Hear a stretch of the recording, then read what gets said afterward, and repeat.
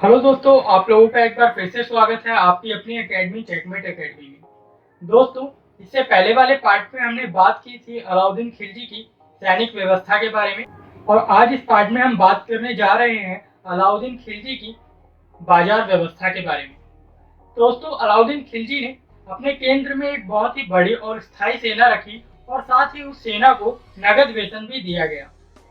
बर्नी के अनुसार इतनी बड़ी सेना को अगर साधारण वेतन भी दिया जाता तो राज्य का खजाना लगभग 5 से 6 साल के अंदर पूरी तरीके से समाप्त हो सकता था।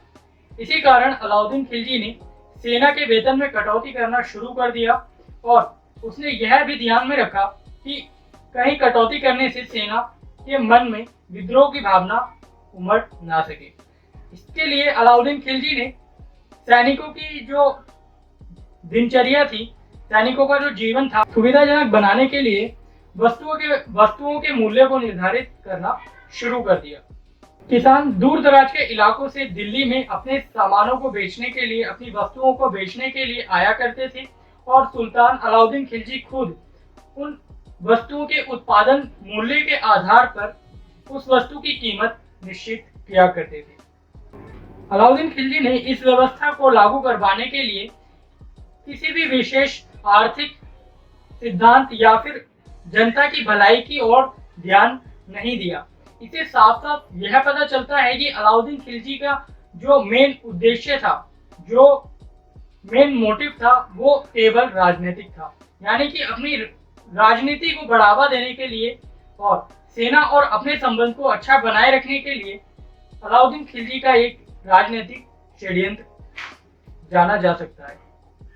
अपने साम्राज्य के लिए एक बड़ी और स्थायी सेना रखना, उसको एक निश्चित और नगद वेतन देना और उनके जीवन को आसान बनाने के लिए, सुविधाजनक बनाने के लिए वस्तुओं के मूल्य को निर्धारित कर देना और वस्तुओं के मूल्य को कम कर देना, इन सबके पीछे केवल एक ही उद्देश्य था और वह था अलाउद्दीन खिलजी का बाजारों के ऊपर संपूर्ण नियंत्रण स्थापित करना। तो दोस्तों, आज हम इसी बाजार नियंत्रण के बारे में बात करेंगे और जानने की कोशिश करेंगे कि अलाउद्दीन खिलजी ने इस बाजार के ऊपर कैसे अपना नियंत्रण स्थापित किया और क्या क्या घटनाएं इस दौरान हमें देखने को मिली। तो बिना समय गवाए शुरू करते हैं अलाउद्दीन खिलजी की बाजार नियंत्रण व्यवस्था।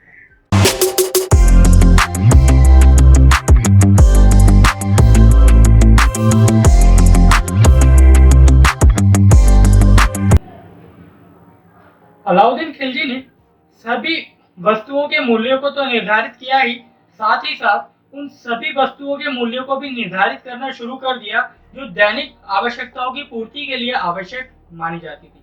कहने का मतलब यह है कि अलाउद्दीन खिलजी ने छोटी से छोटी चीज से लेकर बड़ी से बड़ी चीज के मूल्यों को भी निर्धारित करना शुरू कर दिया था। सिर्फ इतना ही नहीं, बाजारों का भी यहाँ पर वर्गीकरण कर दिया गया। अलाउद्दीन खिलजी ने वस्तुओं के आधार पर बाजारों को भी निश्चित करना शुरू कर दिया। जैसे उदाहरण के लिए, गल्ला खरीदने के लिए मंडी, कपड़े खरीदने के लिए सराय अदल और घोड़े गुलाम पशु पक्षी खरीदने और बेचने के लिए अलग अलग बाजारों को निश्चित किया गया। यानी और यहाँ तक कि दैनिक आवश्यकताओं की पूर्ति वाली वस्तुओं के भी अलग से बाजारों को निश्चित किया गया। सट्टेबाजी, काला बाजारी और चोरी चकारी, इन सारे गैर कानूनी कार्यों को समाप्त कर दिया गया, बंद कर दिया गया। यानी कि कहने का मतलब यह है कि कानूनी व्यवस्था के ऊपर काफी ज्यादा ध्यान दिया गया। जो भी व्यक्ति गैर कानूनी काम करता था या फिर कानूनों को भंग करने का कार्य किया करता था, उन सभी व्यक्तियों को कड़े दंड, कठोर दंड दिए जाते थे। और इन सभी व्यवस्थाओं को देखने के लिए, सुचारू रूप से इन सारी व्यवस्थाओं को चलाने के लिए अलाउद्दीन खिलजी ने अलग अलग पदों पर बड़ी बड़ी नियुक्तियां करना शुरू कर दिया। अलाउद्दीन खिलजी ने दीवाने रियासत, शाहने मंडी और सराय अदल जैसे विभागों के लिए अलग अलग पदों पर नियुक्ति करना शुरू कर दिया और बड़े बड़े पदाधिकारियों को वहां पर नियुक्त किया गया। अब बात करते हैं जो पद मैंने आपको बताए वो थे क्या।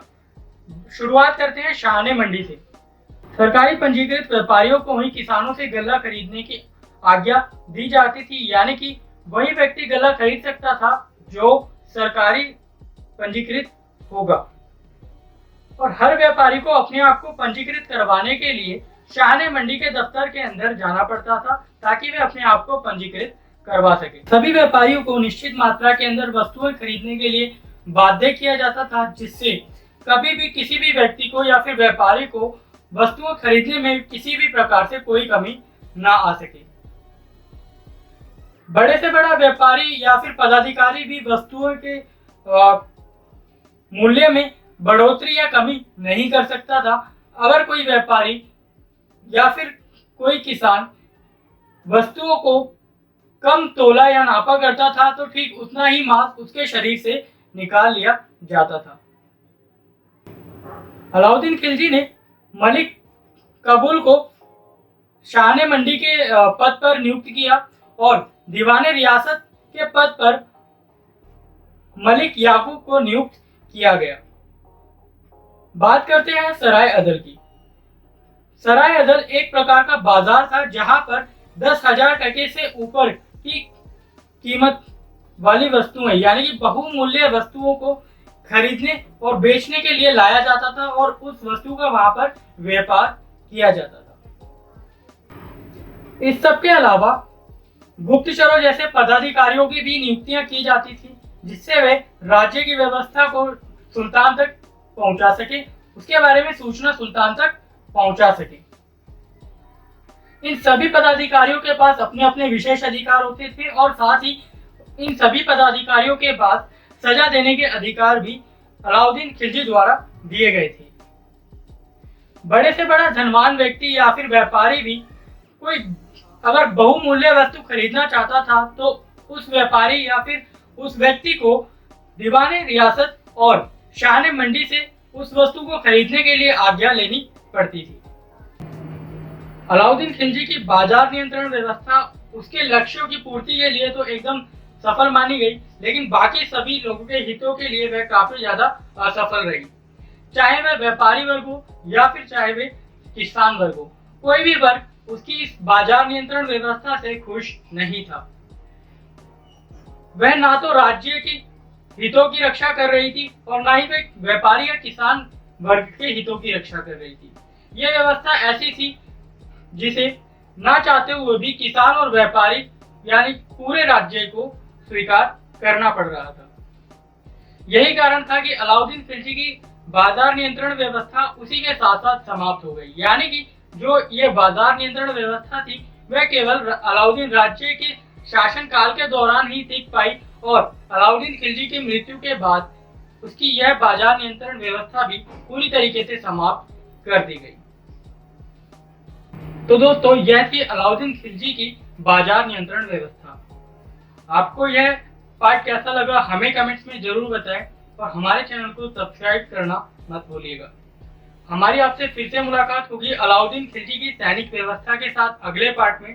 तब तक के लिए घर पर रहिए, खुश रहिए और सीखते रहिए। धन्यवाद।